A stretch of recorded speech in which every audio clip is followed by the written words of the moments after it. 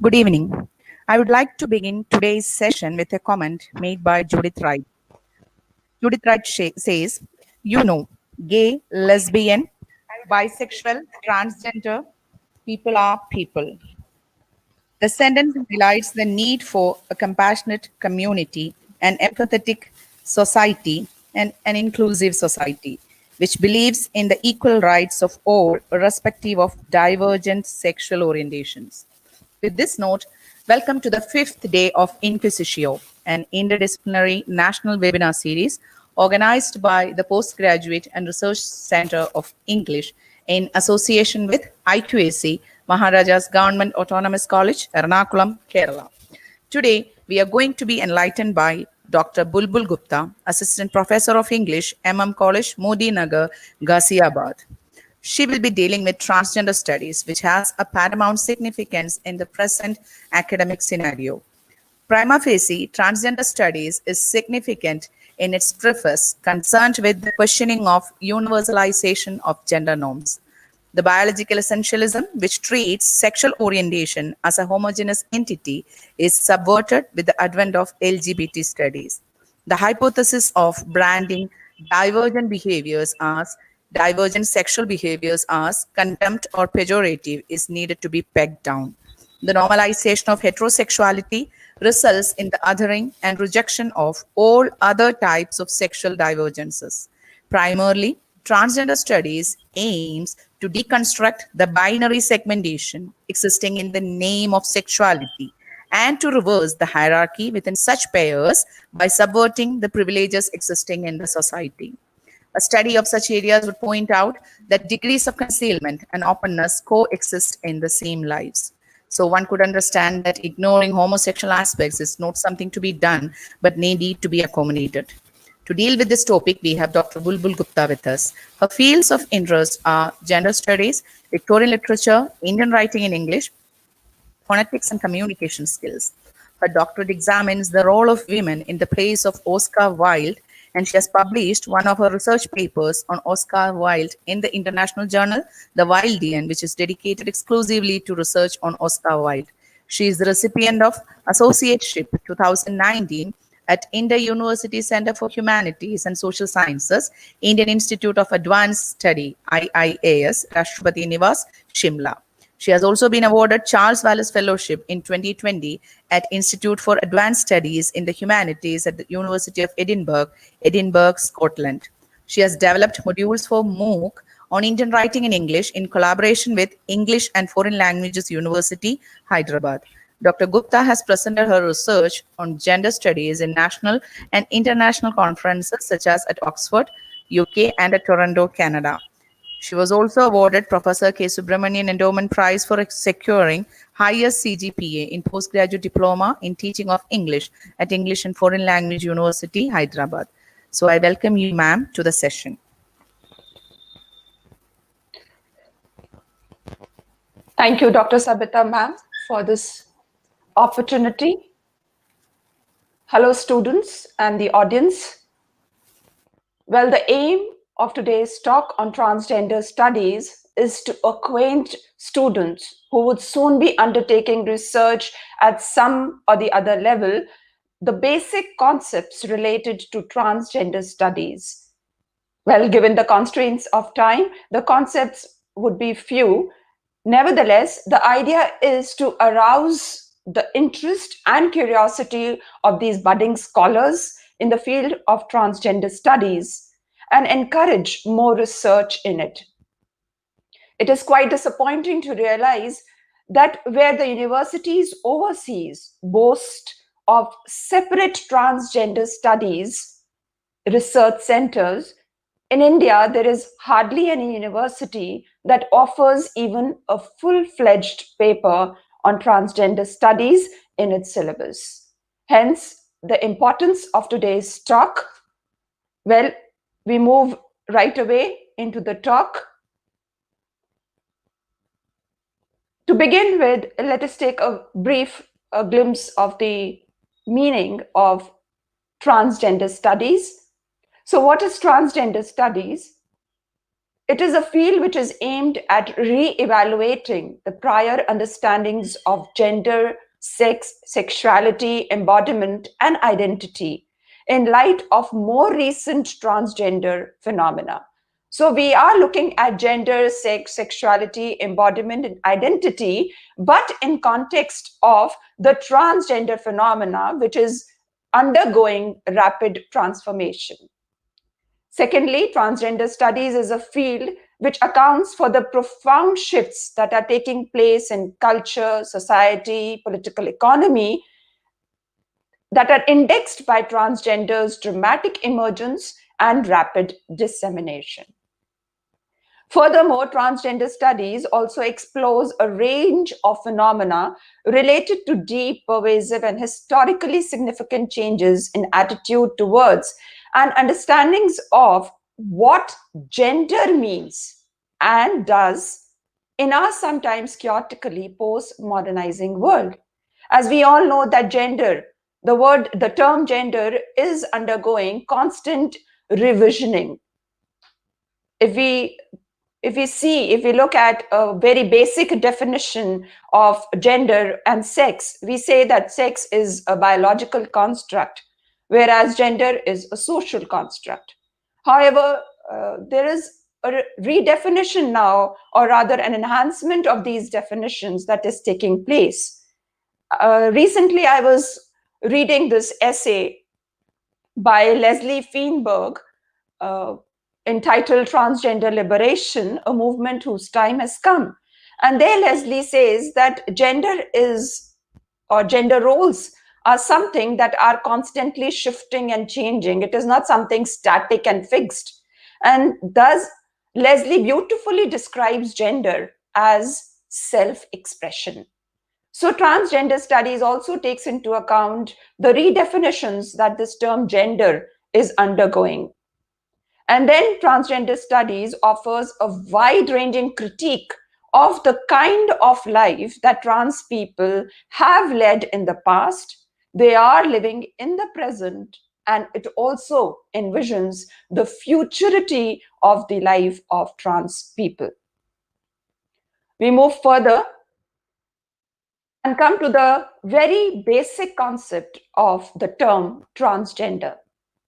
Now, transgender, as has been defined by Susan Stryker, who's a very well-known, a renowned lesbian transgender American professor and theorist and an activist, whose work focuses basically on gender and human sexuality.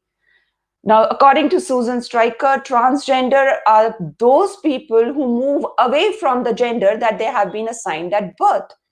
So looking at this term transgender, Stryker says that they are people who cross over, therefore the term trans.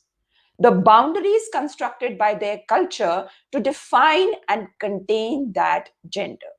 So Susan says that transgender are those people who trans the gender boundaries. And she also says that it is an umbrella term that includes all those gender deviant individuals, particularly the transvestites and transsexuals. Another definition is given by Leslie Feinberg, who is an American lesbian, who is an American butch transgender activist and author. Now, Leslie Feinberg, in the influential pamphlet Transgender Liberation that I just talked about, infuses the term transgender with a new radical meaning. Now, this is something very commonly seen. We have, we generally associate, transgender with male people who live socially as females, and they do not undergo genital modification surgery. That is the common, conception of all of us about transgender people. But now Feinberg infuses a new radical meaning to this term and calls it a pan-gender movement of oppressed minorities that includes transsexuals, butch lesbians, drag queens, cross-dressers, and all those people who have been trying to make common revolutionary cause with one another in the name of social justice. The third definition comes from Vivian Namaste, who's a Montreal-based transsexual activist and theoretician. In Sex Change, Social Change, a very important work by Namaste, Namaste calls transgender an umbrella term that includes all kinds of people who do not fit into normative relations between sex and gender. So according to Namaste, transgender includes transsexuals, drag queens, intersexed individuals, drag kings, transvestites, and people who do not identify with either of the categories of male or female. So transsexuals are those people who take hormones and they undergo genital modification surgeries. Drag queens are the men who perform as women on stage in gay cultural spaces. Intersexed individuals are those individuals whose genitals cannot be easily classified either as male or female. Then drag kings are those females who perform as men on stage in lesbian cultural spaces. Then we have the transvestites. These are generally males who dress like females socially, and the motive behind is basically sexual gratification. And then lastly, we have people who do not identify with either of the categories of male or female. So transgender has been, as we see, how it has been differently defined and redefined by various scholars, authors, activists from time to time. Now, there's this another very important aspect related to transgender studies, and that is called transphobia. Now, phobia necessarily it brings to mind that fear of something. We have hydrophobia, homophobia, and so many other phobias.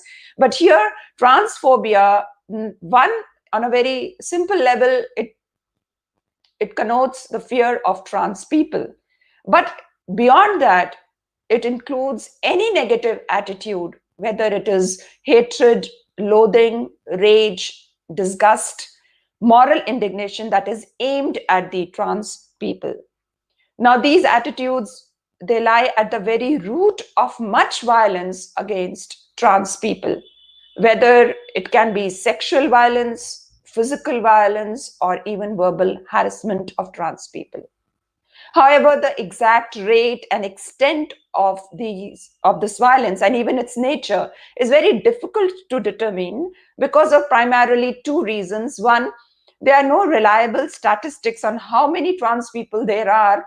And secondly, the methods that are used for collecting of the data have specific limitations. Then Talia May-Becher, who's a professor of philosophy at California State University, Los Angeles, says that when taken literally, transphobia means a kind of fear. But actually, it is not that simple a term. Talia says that transphobia occurs in a broader social context because it systematically disadvantages, that is, it puts to disadvantage trans people and promotes and rewards anti-trans sentiment. So it is not only, that you are afraid of trans people or you look at them with hatred and disgust and moral indignation, you are violent towards them, but also how you put them, to disadvantage and you promote anti-trans sentiment. So it has a rationality, a kind of rationality to it, grounded in a larger cisgenderist social context. But we should remember that transphobia is not, it does not prevail in all the cultures in the same manner. It can be manifested differently in different cultures. For instance, in Latin American representations of trans people, we see that they are looked upon, trans people are looked upon as deceivers. And naturally, they are associated then with, criminality. Then in therapeutic contexts, trans people are often viewed as mentally ill people. But this representation need not be found in other contexts such as sex work. At the same time, transphobia, we have to understand that not all acts of violence can be categorized, as transphobic in nature. Like if we are violent towards a trans person, it cannot be immediately termed as transphobic in nature. For example, like if a trans woman who's a sex worker also, a trans woman might be targeted, might have to face violence, not because of her trans status, but because she is a sex worker.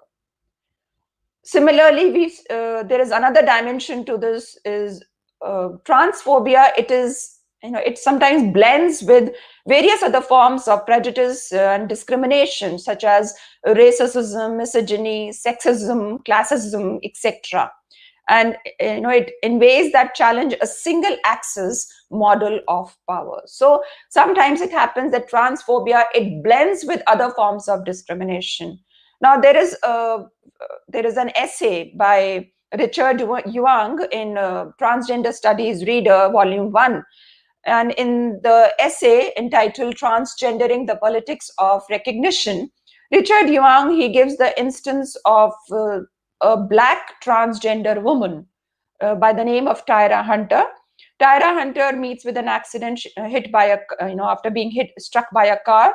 And when the emergency medical technician arrives at the spot, he exclaims, "This bitch ain't no girl. It's a nigger." Mark the word it. It's a nigger. He's got a dick.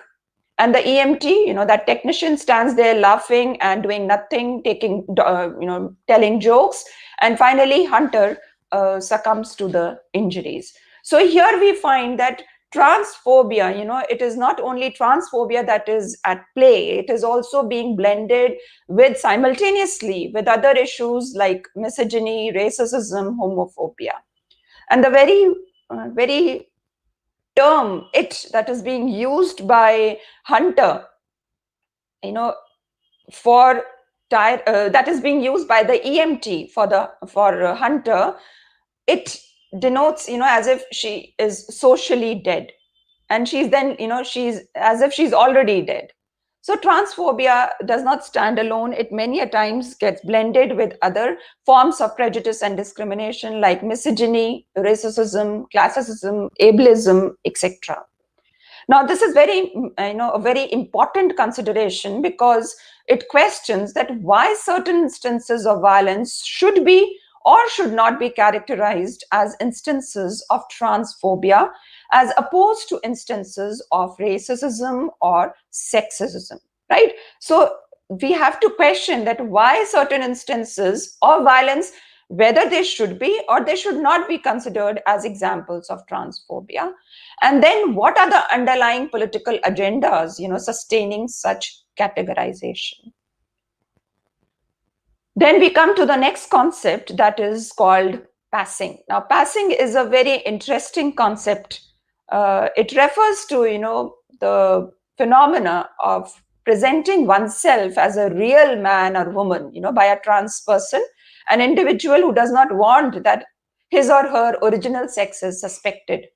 So it means hiding the fact that you are transsexual and transgender. So in order to hide your true, sex, you try to go to extraordinary lengths to live undetected as transsexuals. Now, there are various means, that trans people employ to successfully pass, and it could be electrolysis, voice therapy, the binding of breasts, mastectomy, plastic surgery, etc. It is generally seen that biologically it is easier for a woman to pass as a young man than for a man to pass as a woman. Yet there have been instances where transgendered men have lived successfully without discovery. For instance, Mrs. Nash, this is an example that has been quoted in Transgender Studies Reader. And it says that there is this person, Mrs. Nash, who was basically a man, but she married a soldier at Fort Meade in the Dakota Territory. And after her husband's transfer, she marries another soldier. And only after she dies, it is discovered that she was a man. Now, why, why, what is the need, for a trans person to pass successfully? We know that trans people, they are subjected to different forms of violence, as we just now saw: sexual violence, physical harassment, verbal abuse, etc. And then the police, the police is also quite brutal towards these people. There is job discrimination that they have to face. There are many other survival issues at, that they have to confront, like of healthcare and housing. So for all these reasons, it becomes very imperative for these trans people to pass. And sometimes, they are also become the brunt of very cruel, harsh jokes. And we can see them even on television and in films.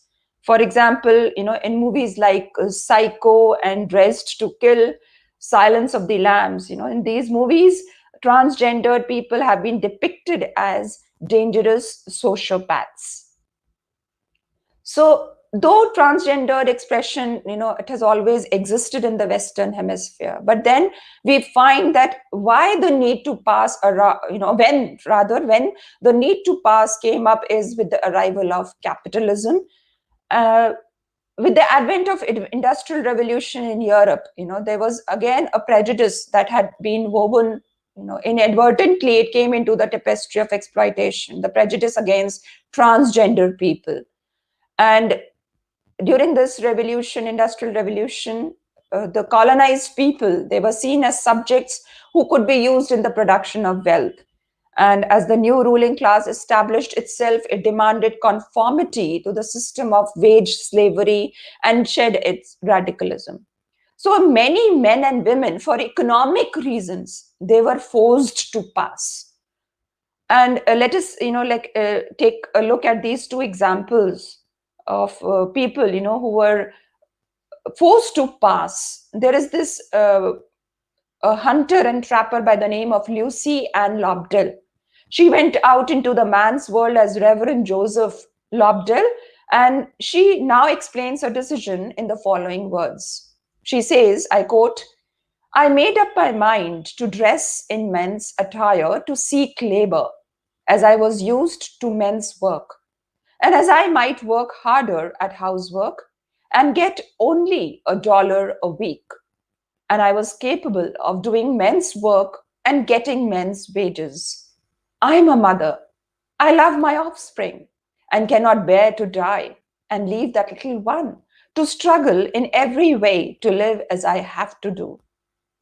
Deborah Sampson passed as a male soldier in the American War of Independence. She once pulled a bullet out of her own thigh to avoid discovery. So this is another example of Deborah Sampson, who passed as a male soldier in the American War of Independence. And when she had to pull out a bullet out of her own thigh, she did it all on herself in order to pass successfully to avoid discovery.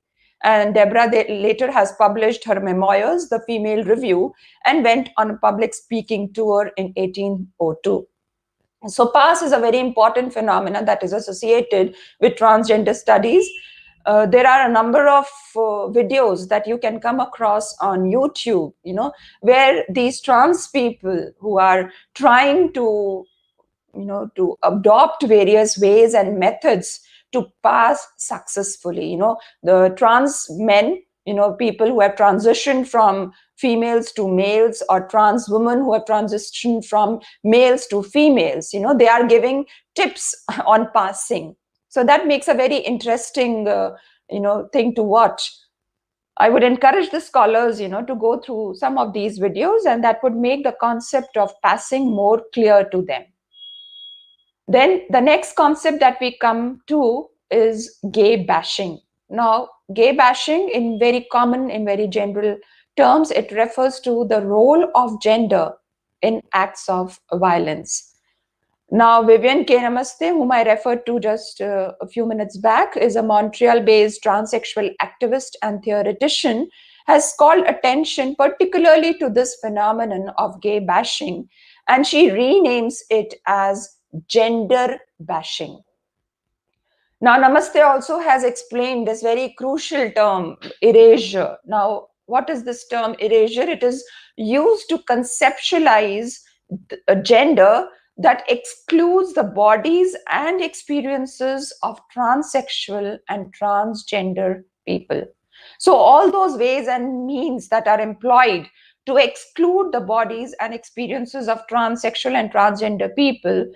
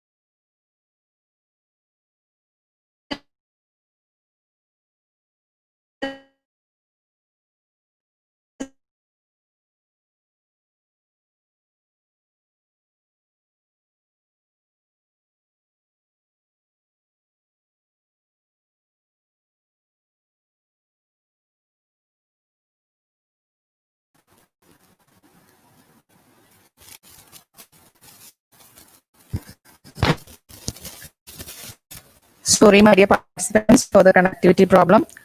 We will fix it out in no time.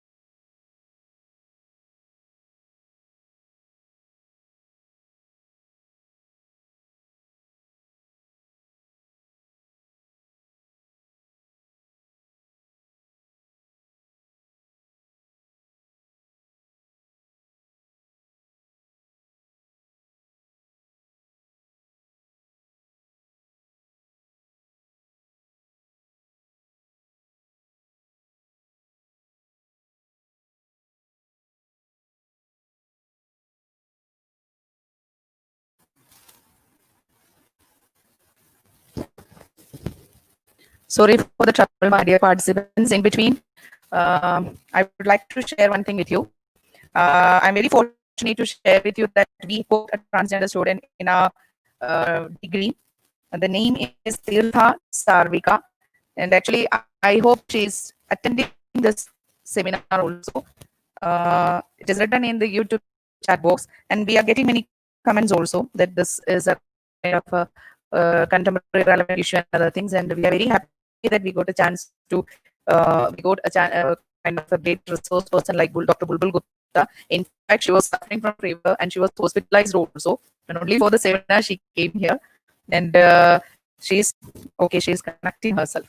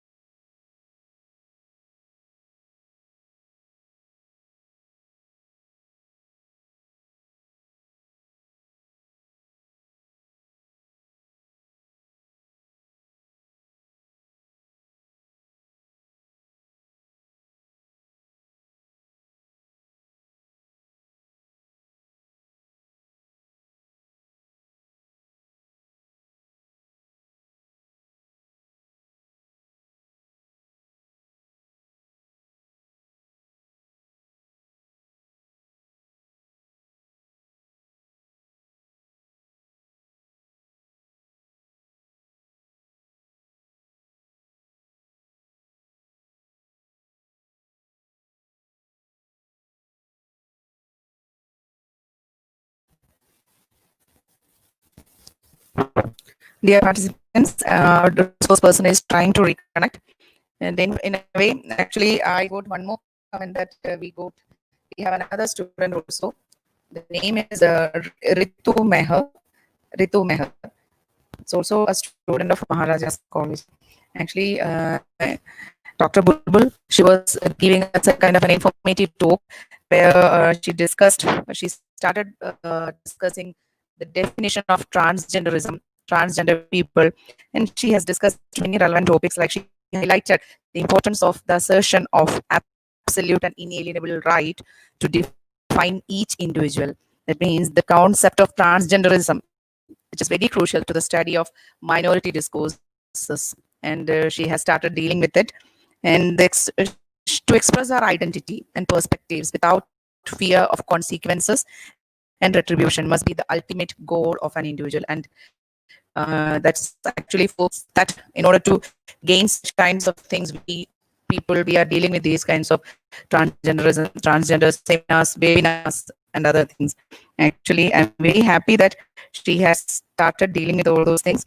Conventional categorization of male or female gender roles that itself is preventing the trans communities to articulate their issues, thereby enhancing their minoritization. And in a way, she is as really interesting as I think we are all getting a lot of information from her talk. She's coming.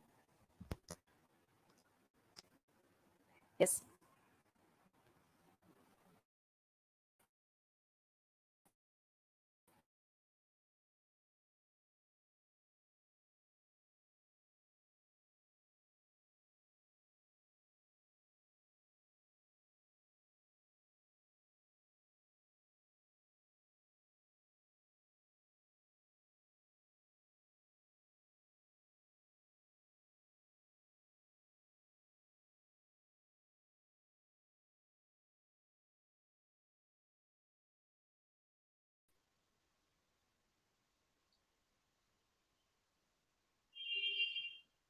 Hello?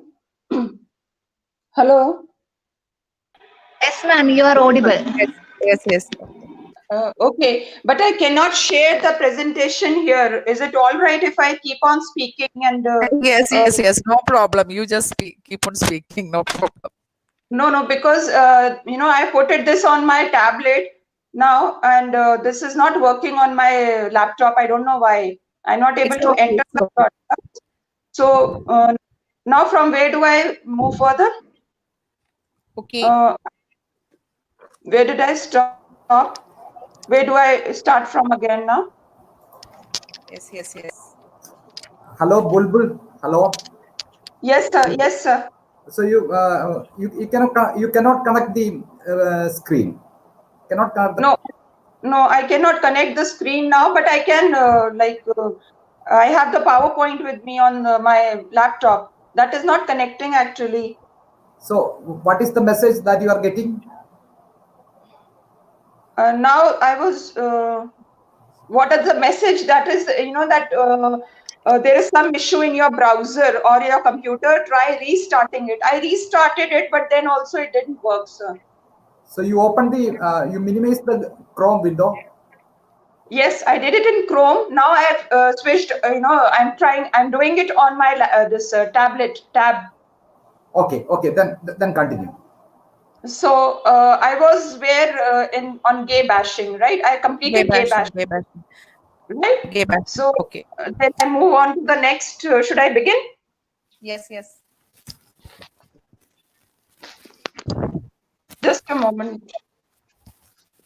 I don't know how to stabilize this. So, okay. Would you mind sharing this PPT with us? I cannot share. Now it's okay. Bulbul, now it's okay. You are quite visible. Your I video cannot share PPT because, ma'am. No. I was thinking means if it is done after this session, you can Definitely. mail. Okay. Definitely, ma'am. I'll do that. Thank Okay. you. Then I'll send to the participants. Definitely. So Bulbul, can you continue the presentation? Can you continue the speech? Your lecture. Yes. Okay. Just a moment, sir. Let me stabilize this. Just a moment. Okay.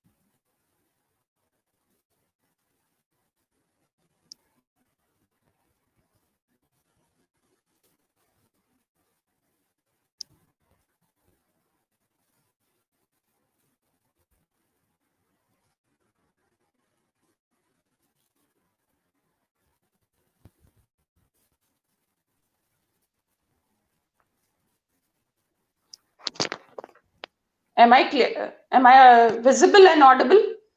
Yes, yes. Okay. Yes, ma'am. Okay, so I continue. Just a moment. Oh God.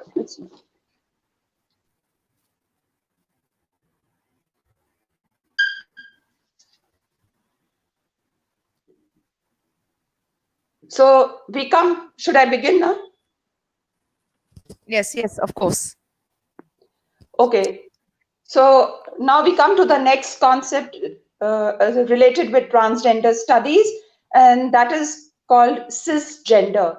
Now, this term cisgender emerged from trans activist discourses in the 1990s that criticized many commonplace ways of describing sex and gender.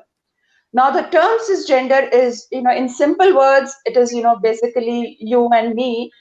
Cisgender person's gender is on the same side as their birth assigned sex, in contrast to which a transgender person's gender is on the other side, and that is why the term trans of their birth assigned sex.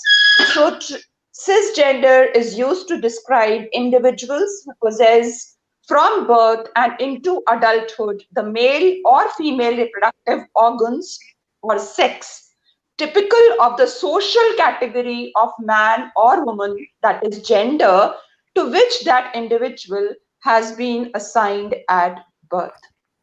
So cisgender is a term that is very frequently used in transgender studies.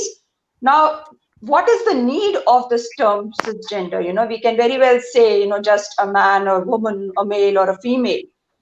But there are certain reasons for which this term has been incorporated into the transgender studies. First, that though non-transgender, it is definitely a synonym of for cisgender, but the term non-transgender comes under criticism for the negative quality of its identity description as the state of being the opposite of transgender. So cisgender is a kind of a positive term. It gives a positive identification of a non-trans identity. One is this. The second reason we use the term cisgender because it helps to distinguish diverse sex and gender identities without reproducing unstated norms associated with cisness. For example, like we can simply say man or woman, but we can use then cis woman or trans man in much the same way as one would use black woman or white man. And the third reason that we use this term cisgender is as a substitute for non-transgender. Cisgender can be viewed as a way of including transgender as a categorical equal in the complex way we identify as sexed and gendered human beings. So for these three basic reasons, we use the term cisgender in place of man or woman, male or female. Then we come to the next term, cisgenderism. Now, what is cisgenderism? It is a cultural systematic ideology that denies, denigrates, and pathologizes also those self-identified gender identities that do not align with the assigned gender at birth, as well as resulting behavior, expression, and community. What cisgenderism means? It is an ideology that is trying to perpetuate the belief that cisgender identities are more valuable. They should be more valued more than the transgender identities. So it is a very systematic and a systemic way of perpetuating rather prejudice and discrimination against transgender people. Present, this cisgenderism is present in many cultural institutions like language and law, and this is how it perpetuates prejudice and violence and discrimination against the transgender community. It also creates a hierarchy that includes rigid beliefs about gender, gender identity, expression, roles, etc. So individuals who do not conform to these roles then are seen as deviant, immoral, and even threatening. So cisgenderism is an important term that is, frequently you would come across while you research in the area of transgender studies. Now, there is another very important thing to note here is that there is a difference between cisgenderism and sexism. Now, what does sexism imply? Sexism is basically rooted, the oppression that is implied by sexism is rooted in the perceived sex of the person that was assigned to him or her at birth. And we know that sex, it is limited to two dichotomous categories, male and female. So sexism is a limited term. It includes or it encompasses only in that domain, of where we are concerned with the dichotomous categories of male and female.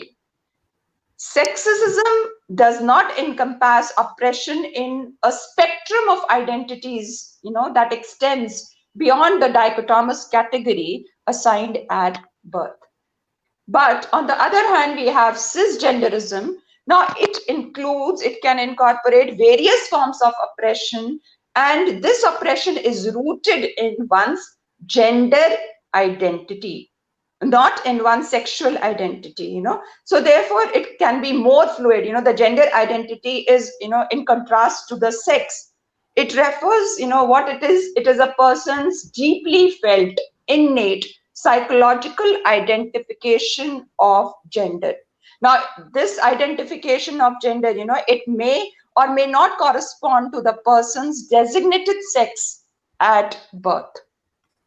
So cisgenderism is very much different from sexism, and it is different from sexism also in this manner that sexism is associated with power and privilege aligned with maleness. It focuses on men and that which is masculine as being valued above women or that which is deemed feminine. So sexism, as we understand it, it is basically concerned with the power and privilege associated with maleness. But cisgenderism, it expands the oppression that is captured by capturing not only power and privilege associated with being male, but also the power and privilege of identifying as someone whose gender identity aligns with assigned sex at birth. So cisgenderism is a much, a wider term, a wider concept rather, and is very much different from sexism. Now, to make this difference, more clear, like I can give you an example of, let us say, a cisgender woman who resists the policy that would enable the building up of gender-neutral restrooms or houses on a college campus. Now, this action of this cisgender woman, it cannot be captured by the phenomenon of sexism, but it can very well be captured or incorporated under this concept of cisgenderism. So to rewind, there were just a few due to constraints of time, as I said earlier. We started with, the basic meaning of transgender studies, and then how we moved on to the concepts related to transgender studies. One, the meaning, the concept of transgender. Second, transphobia. Third, passing. Fourth, gay bashing. Fifth, cisgender. And last, cisgenderism. Thank you, all of you.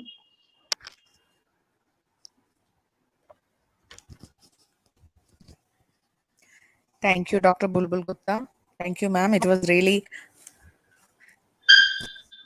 a great experience for each of us. You explained almost all associated terms in connection with this transgenderism, like transphobia, passing, gay bashing, cisgenderism, cisgender, etc.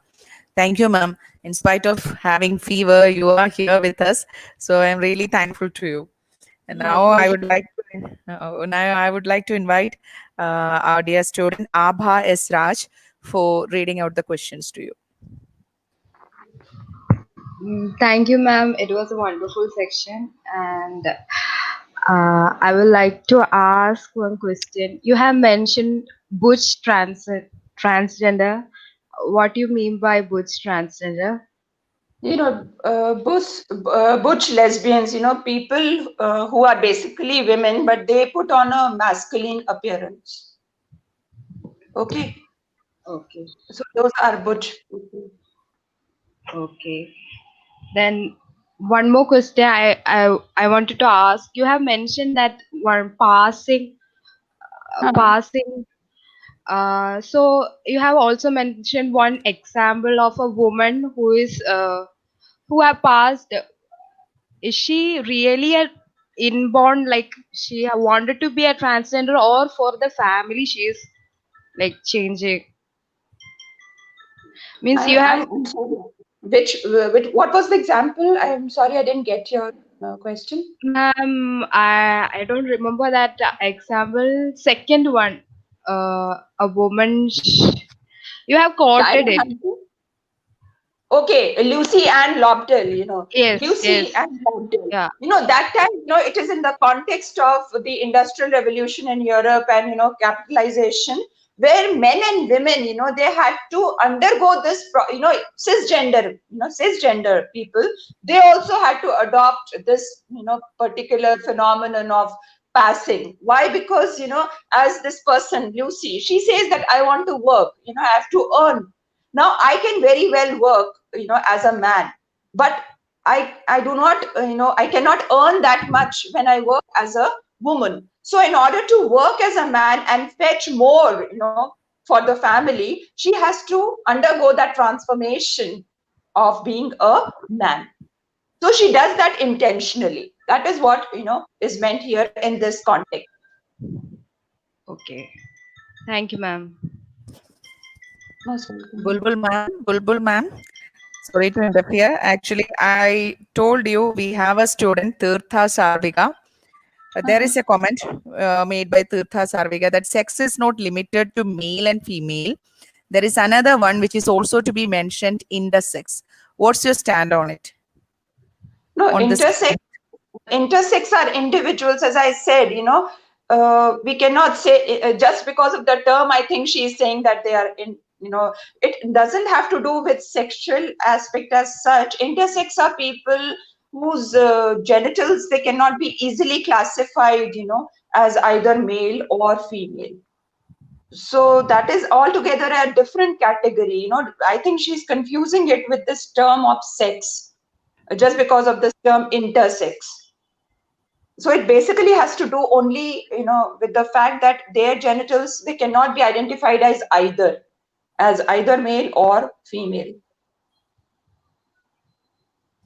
Ma'am, Ardi Babu T have also asked one question. Some transsexuals identify as a transsexual even after surgery. Can you tell me some theories specific to this, where transsexual like to be identified as a transsexual even after surgery?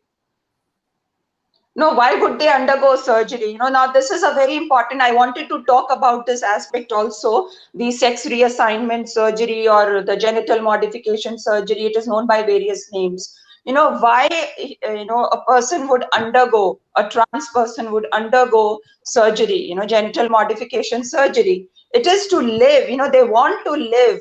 If you go through, these, let us say, some autobiographies by our Indian trans people, there is Lakshmi, there is Vidya, there are many others. Now there, they say that I am basically, some of them say I am a man, I am a woman, basically trapped in a man's body. And then, they undergo the modification, of their genitals, that surgery. Now, why are they going through it? Because they want, their complete self. They are feeling, as I said, their gender identity, they can feel that, okay, I am a woman from within.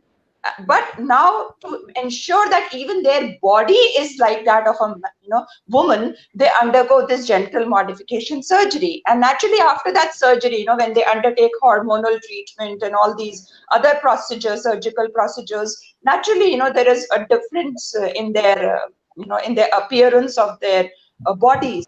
So they do then live as a woman if they have undergone all that pain, all that ordeal. Then naturally they live as a woman or a man, to whatever they have transitioned into. Thank you, ma'am. Okay, now that this question answer session is over, I would like to invite Anslet to deliver vote of thanks.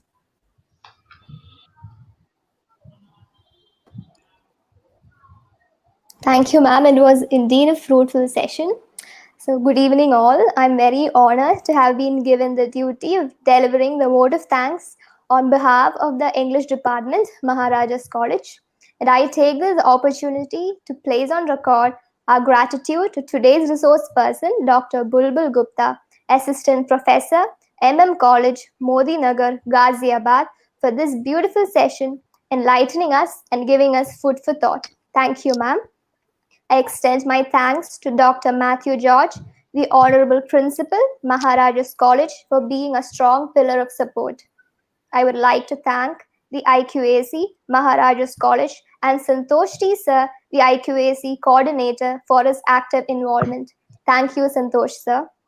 I especially thank Dr. Rekha Karam, our beloved head of the Department of English, Maharaja's College, for her encouragement and guidance and paving way for this fruitful webinar series.